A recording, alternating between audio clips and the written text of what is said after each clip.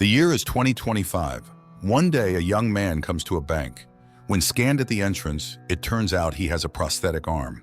The clerk apologizes for the inconvenience, and the client is led to the vault, where 3 boxes rented under the name Attila are opened. The young man pulls the heavy metal boxes onto the table with one hand and unstraps his prosthetic arm. The clerk turns away from the disabled man, who then takes out a bionic arm from the boxes and instantly assembles it, attaching it to his shoulder. The clerk realizes too late that something is wrong. Attila throws the man aside and starts breaking into the boxes one by one. Finally, he finds a pouch of precious stones.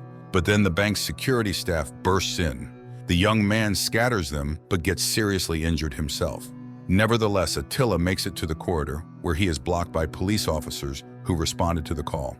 He takes a bank employee hostage and locks himself in her office. When the police break in, they see only a hole in the floor. With his last strength, Attila makes it outside, where his brother Aitor is waiting for him.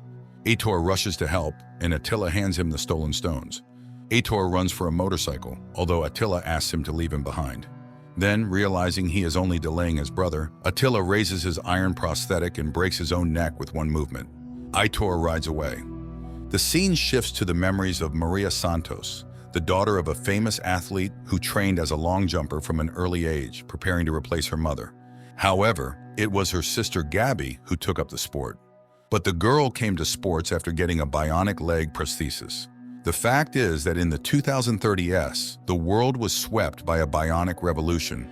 New prostheses appeared on the market, significantly enhancing the abilities of disabled people compared to regular athletes. As a result, Gabby became a gold medalist, pushing Maria into the background. Meanwhile, in the present, the police quickly learn that Attila is a former top-rated boxer, a rising star in sports. When Bionics appeared, he staged an accident to get a bionic prosthesis, but the fraud was uncovered and his permit for the prosthesis was revoked. So this bounty was clearly obtained dishonestly. A detective asked to photograph Attila's tattoo, hoping to learn something from it. Aitor's colleagues express their condolences, and he shows them the loot when they introduce a new guy who is good with IT technologies. Gus scans the diamonds and finds out they are not as valuable, and the sum obtained for them will be small. But the hackers demanded $1 million from the athletes. Aitor suggests pulling off another heist and proposes creating a new Bionic, as now he knows how to do it. The men go to the stadium where Maria trains, and it turns out that Gus is her brother. Maria recalls how Gabby had her leg amputated due to a tumor, after which she received a bionic leg.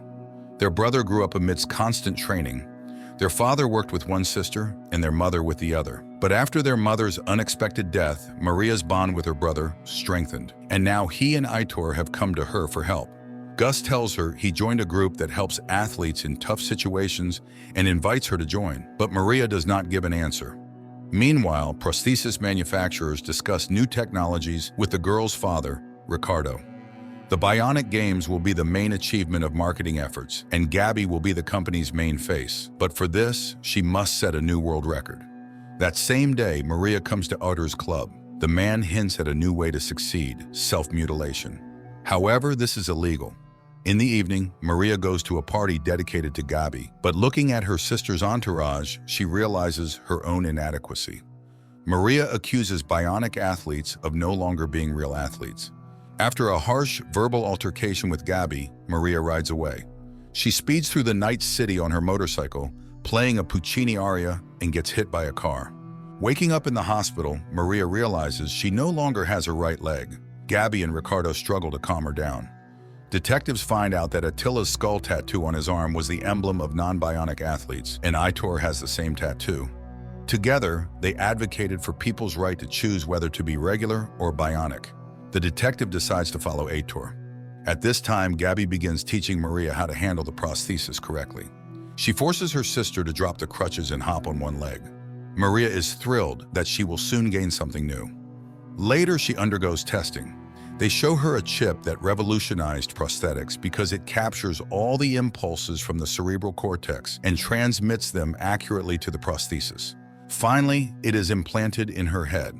The girl receives her prosthesis and starts training.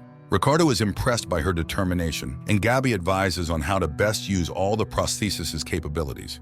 Meanwhile, Aitor, with Gus's help, devises a plan to rob an armored truck. For this, he will need Maria. The detective continues to follow Aitor and tracks down Maria.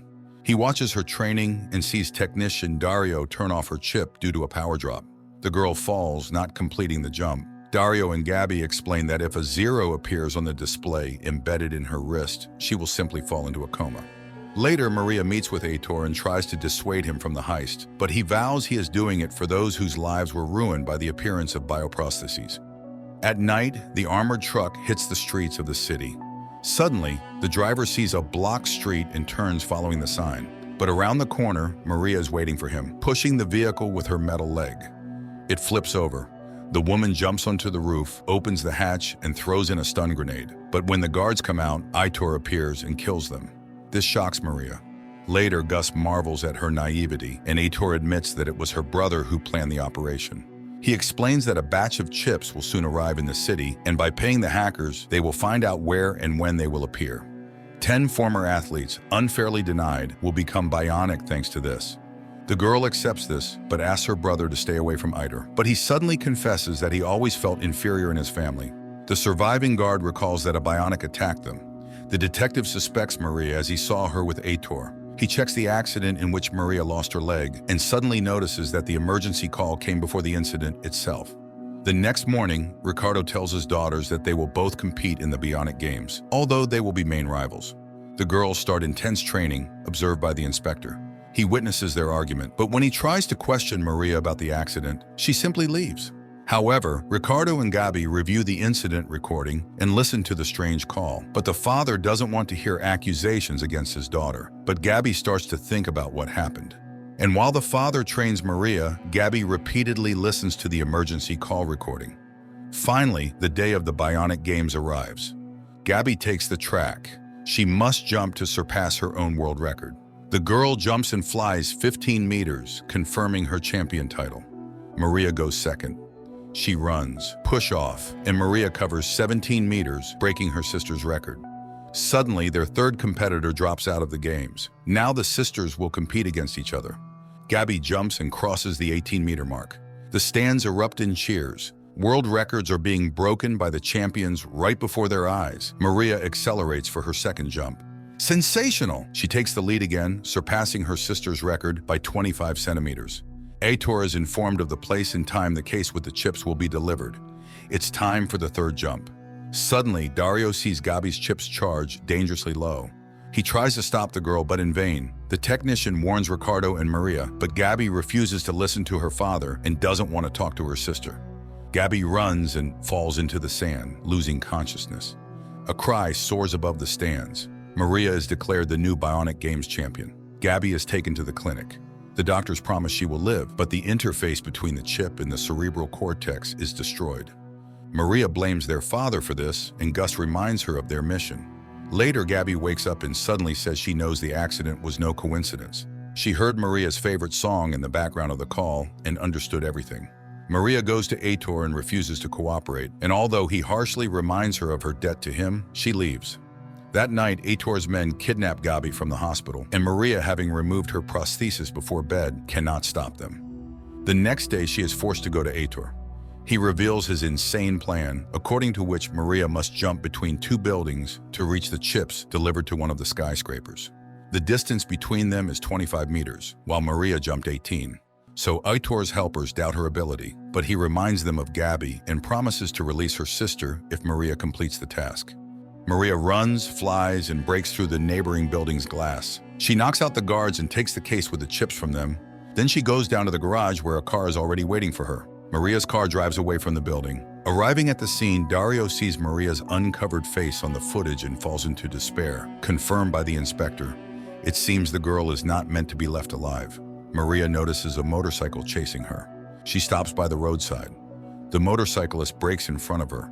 A man in a helmet gets off the saddle and stands in front of Maria's car. She suddenly hits the gas and in a fit of rage runs him over. But when Maria comes out to ensure Aitor's death, she finds Gus's broken and bloody body. Maria screams in horror at what she has done when Aitor calls out to her. Mockingly, he says he was afraid to face her leg, so he sent Gus. The woman tries to attack him, but they knock her out. Maria wakes up at Aitor's base and hears him talking to a man in a hat. It turns out that instead of helping non-bionic athletes, He uses the stolen chips to strike a deal with a businessman who wants to use the technology to create his own army of bionic soldiers. Opening the case, the bandits discover they stole much more than 10 chips and rejoice at the windfall. Aitor invites Maria to admire the chips, but the girl kicks the case and starts exterminating the group of the now hated man. Aitor himself is the last to fight. He grabs Gabby, trying to stop her sister, but Maria kills her former lover. However, Maria realizes that she is not entirely out of trouble when she hears approaching police sirens. Gabby persuades her sister to escape, and she runs out of the building, but the arriving detective and his men chase after her. The police catch up with Maria in the stadium stands, but the woman doesn't give up and climbs onto a barbed wire fence. The detective urges her to surrender, but Maria jumps down and hangs, caught by her prosthesis. The policeman calls for backup, but the woman unstraps the prosthesis and falls. Seeing all this, Gabby, on one leg, gets to a nearby car and takes her sister away from the police. Only after experiencing a life-threatening event together do the sisters finally understand that it's more important to help each other than to constantly compete. 6 months pass. The sisters are on the run. The detective reports that the operation was successful as the stolen chips were found and Aitor's gang was destroyed. In reality, the fugitives live in an inconspicuous place, running a school for children with disabilities, igniting their passion for sports. Moreover, they maintain contact with their friend, technician Dario, who supplies them with modern prostheses. One day, Maria and Gabby meet with Aitor's former business partner. The nameless man needs a bionic army, and the Santos sisters prove to him that all he really needs are 3 highly skilled soldiers. At their signal, a bionically modified Gus emerges from the car, who, using new technologies, gained the ability to predict his opponent's next moves, significantly enhancing his combat abilities. The man in the hat is impressed by their skills and agrees to sign an expensive contract with the trio, which they intend to fulfill together. This is where the movie ends.